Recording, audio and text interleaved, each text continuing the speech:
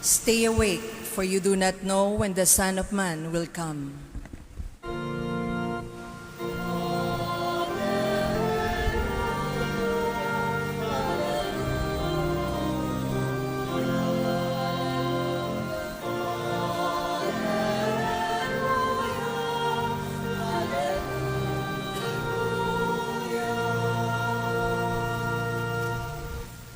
The Lord be with you.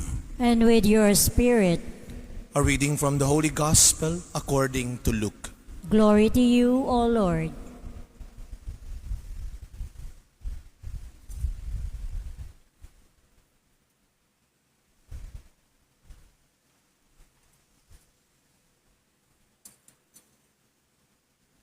Jesus said to his disciples, "Be sure of this. If the master of the house had known the hour when the thief was coming, he would not have let his house be broken into. You also must be prepared. For at an hour you do not expect, the Son of Man will come." Then Peter said, "Lord, is this parable meant for us or for everyone?" And the Lord replied, "Who then is the faithful and prudent steward whom the master will put in charge of his servants to distribute the food allowance at the proper time? Blessed is that servant whom his master on arrival finds doing so. Truly, I say to you, he will put him in charge of all his property. But if that servant says to himself, 'My master is delayed in coming,' and begins to beat the men servants and the maid servants, to eat and drink and get drunk, then that servant's master will come on an unexpected day and at an unknown hour, and will punish the servant severely, and assign him a place with the unfaithful. That servant who knew his master's will, but did not make preparations, nor act in accord with his will, shall be beaten severely. And the servant who was ignorant of his master's will, but acted in a way deserving of a severe beating, shall be beaten only lightly.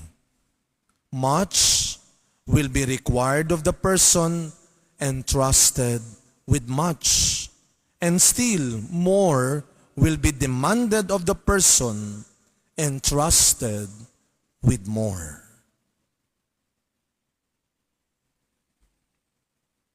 My dear friends, the Gospel of the Lord.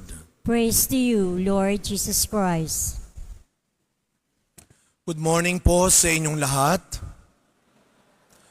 Parang hirap sabihin ng good morning because of the typhoon of the weather. Pero batiin pa rin natin ang mga katabi natin, good morning. And again, this is Wednesday, the day of our devotion to Our Lady. Bigyan natin ng palakpak ang ating mahal na ina, ang ating Panginoon sa umagang ito. Mas malakas sa palakpak, pantaboy ng bagyo. Ano? Para bang, Lord, yes, we have this typhoon, we have this bad weather, but more than this typhoon, we still have our faith in you. Amen? Dapat mas malakas ang pananampalataya natin kaysa sa bagyong ito. Kaya nga, ano pa nga bang ikapapangamba natin, napakarami natin mas malalakas ng bagyong dumaan ang napagtagumpayan at nalampasan natin. Kagaya rin yan ng mga pagsubok sa buhay natin. Kaya kapag may bago na namang challenge, may bago na namang problema, sabi nga nila, kalma lang. Kalma lang. Marami ka ng pinagdaanan para mataranta ka kagad, para mawalan ka ng pag-asa. Ang dami mo nang napagtagumpayan. This is just one, maybe difficult trial again for our country. Kaya nga kahit na wala tayo dun sa tinatarget ng bagyong ito, we cannot say, we do not know what will happen tomorrow and the next day. Kung ngayon ang Bicol, ang siyang talagang pinupuntirya ng bagyong ito, huwag tayong masyado magpakakampante. Kalma, pero hindi kampante.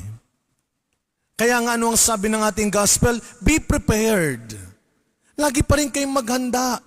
Hindi porket tayo ay hindi masyadong inuulan at hinahangin dito, wala pang ganong malalaking baha, hindi kagaya sa Bicol. You know, my mom is from Bicol. She is from Camarines Sur. Kaya pinakamusta ko kagad yung aking mga lola doon.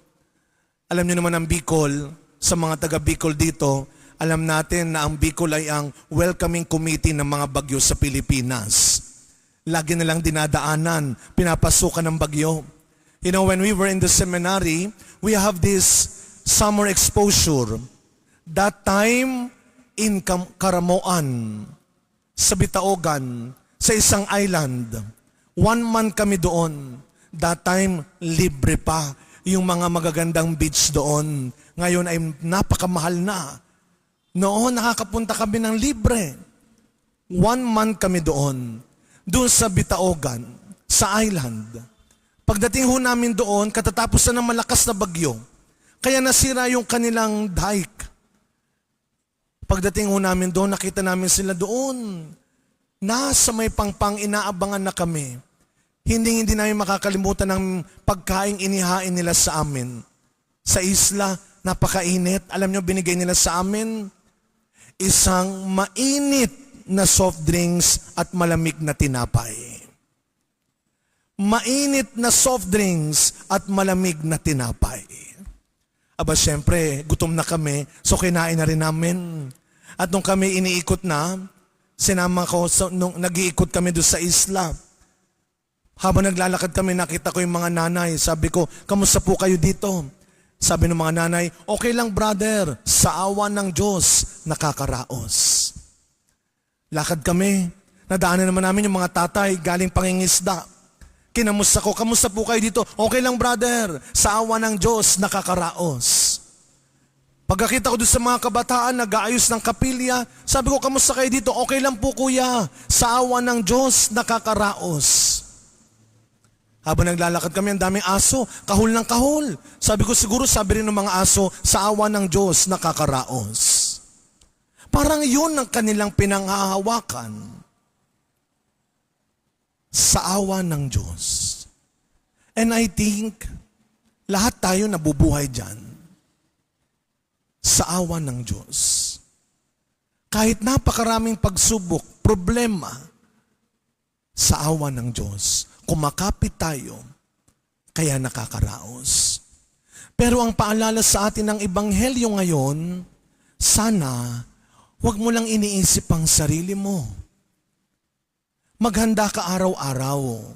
Hindi lang sa mga challenges, but for the chances that God is giving you every day. Not just for the challenges na pahihirapan ka, nasasaktan ka, na pwede kang pahinain, na pwede kang pabagsakin. But every day, you prepare yourself for the new chances that God will give you to do something good. To love again, to help again, and to save life.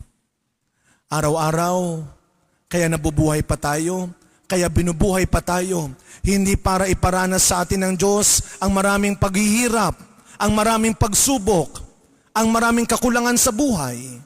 Araw-araw, binubuhay pa tayo na punong-puno ng pagkakataon na makagawa pa rin tayo ng mabuti, na makapagbigay pa rin tayo ng maganda. Sabi ng first reading, we are all stewards of God's graces. As we continue this celebration, my dear friends, typhoon, bad weather like this can be so bad, can be a problem. But remember, sometimes our disappointment is God's appointment to us. He is appointing you now to think of something good, to do something good. Every day, you prepare yourself, not just for the new challenges, for the new and many chances that God is entrusting to you. Amen.